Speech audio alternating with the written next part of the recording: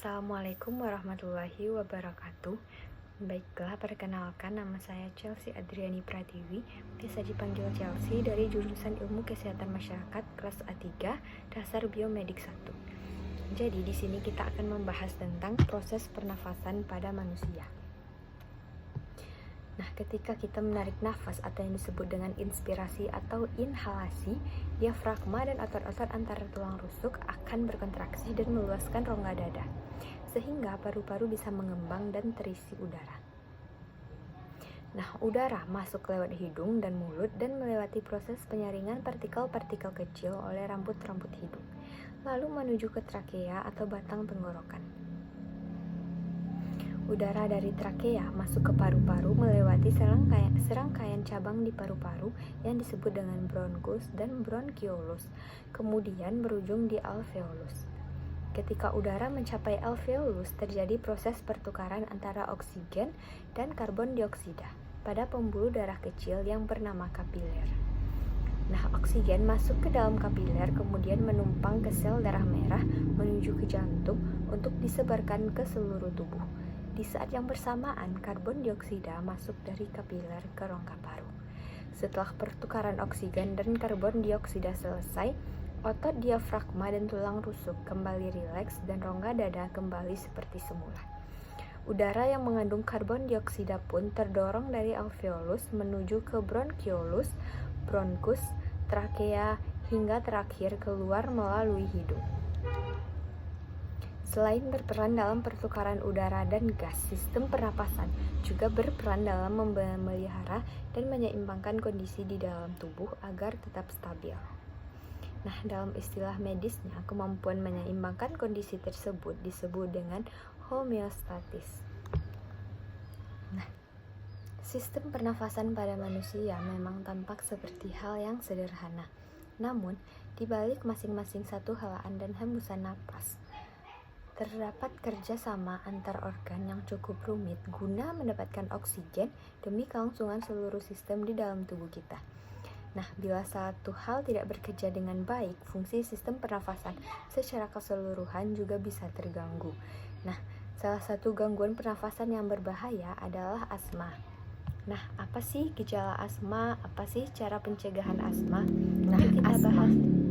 Asma adalah gejala kesulitan bernafas yang disebabkan oleh obstruksi saluran napas. Gejala yang umum dirasakan antara lain seperti batuk, sulit bernafas, dan dada terasa kencang.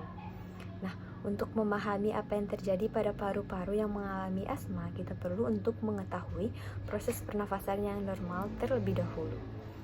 Ketika seseorang menghirup nafas, udara akan melewati hidung dan mulut, memasuki trakea dan menuju ke paru-paru. Trakea akan terbagi ke dalam dua jalur, yaitu bronkus kanan dan juga bronkus kiri. Gambarannya seperti pohon yang terbalik. Setelah masuk ke dalam paru-paru, bronkus akan bercabang lagi menuju saluran yang lebih kecil yang disebut dengan bronkiolus. Di ujung bronkiolus terdapat kantung udara yang disebut dengan alveolus. Nah, alveolus inilah yang menjadi tempat pertukaran gas oksigen dan karbon dioksida.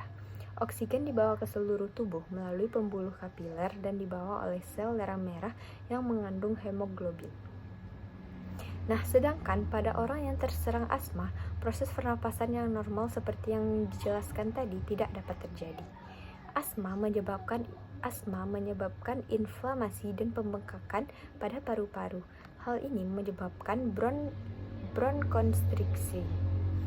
Bronkonstriksi adalah kondisi di mana bronkus mengecil akibat inflamasi sehingga menyebabkan udara sulit lewat. Biasanya kondisi ini dipicu oleh kehadiran benda asing di dalam saluran pernafasan sehingga memicu reaksi paru-paru. Inilah yang disebut dengan asma. Reaksi tersebut membuat otot halus di sekitar paru berkontraksi dan mengalami inflamasi. Asma adalah jenis penyakit jangka panjang atau kronis pada saluran pernafasan yang ditandai dengan peradangan dan penyempitan saluran napas yang menimbulkan sesak atau sulit bernafas. Selain sulit bernafas, penderita asma juga bisa mengalami gejala lain seperti nyeri pada dada, batuk-batuk, dan menggigil. asma bisa diderita oleh semua golongan usia, baik usia muda maupun juga usia tua. Meskipun penyebab pasti asma belum diketahui secara jelas, namun ada beberapa hal yang kerap memicunya, seperti asap rokok, debu, bulu binatang, aktivitas fisik, udara dingin, infeksi virus, atau bahkan terpapar zat kimia. Bagi seorang yang memiliki penyakit asma, saluran pernafasannya lebih sensitif dibandingkan dengan orang lain yang tidak hidup dengan kondisi ini.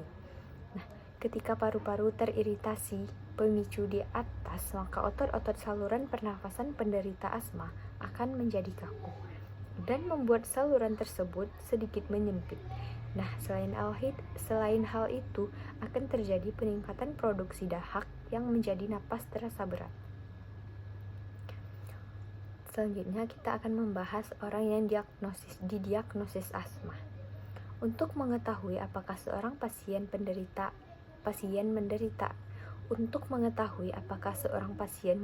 penyakit asma, maka dokter perlu melakukan sejumlah tes.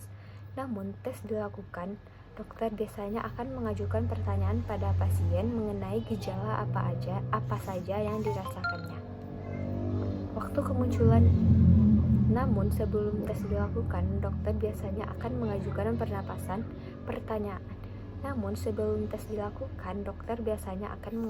pertanyaan kepada pasien mengenai gejala apa saja yang dirasakan, waktu kemunculan gejala tersebut, dan riwayat kesehatan pasien serta juga riwayat kesehatan keluarganya.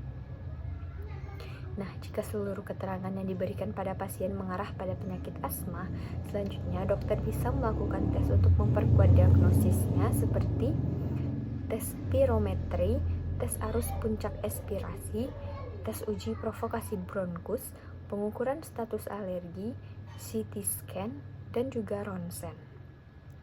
Nah, selanjutnya kita akan membahas mengenai pengobatan asma. Ada 2 tujuan dalam pengobatan penyakit asma, yaitu meredakan gejala dan mencegah gejala kambuh.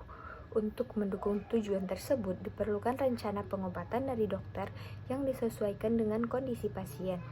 Nah, rencana pengobatan meliputi cara mengenali dan menangani gejala yang memburuk, serta obat-obatan apa sih yang harus digunakan. Nah, penting bagi pasien untuk mengenali hal-hal yang dapat memicu asma mereka agar dapat menghindarinya. Jika gejala asma muncul, obat yang umum direkomendasikan adalah inhaler peredah. Bila mana terjadi serangan asma dengan gejala yang terus memburuk secara perlahan-lahan atau cepat, meskipun sudah ditangani dengan inhaler atau obat-obatan lainnya, maka penderita harus segera mendapatkan penanganan di rumah sakit. Meski jarang terjadi, serangan asma bisa saja membahayakan nyawa. Bagi penderita asma kronis, peradangan pada saluran napas yang sudah berlangsung lama dan berulang-ulang bisa menyebabkan penyempitan permanen.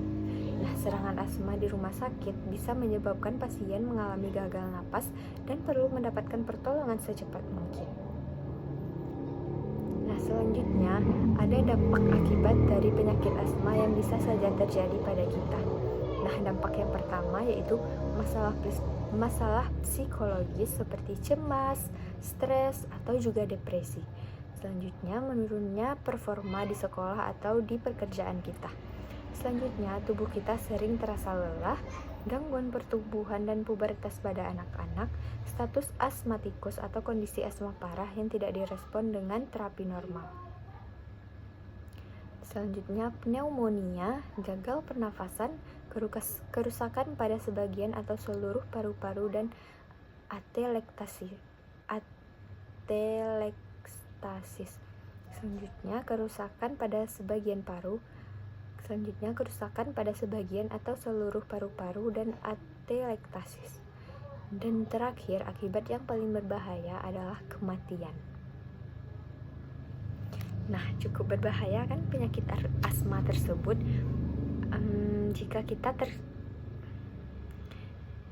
cukup bahaya kan penyakit asma tersebut. Oleh karena itu, marilah kita menjaga seluruh organ sistem pernafasan kita, sehingga penyakit-penyakit yang membahayakan tidak dapat menyerang tubuh kita atau terutamanya sehingga penyakit-penyakit yang berbahaya tidak dapat menyerang organ pernafasan kita.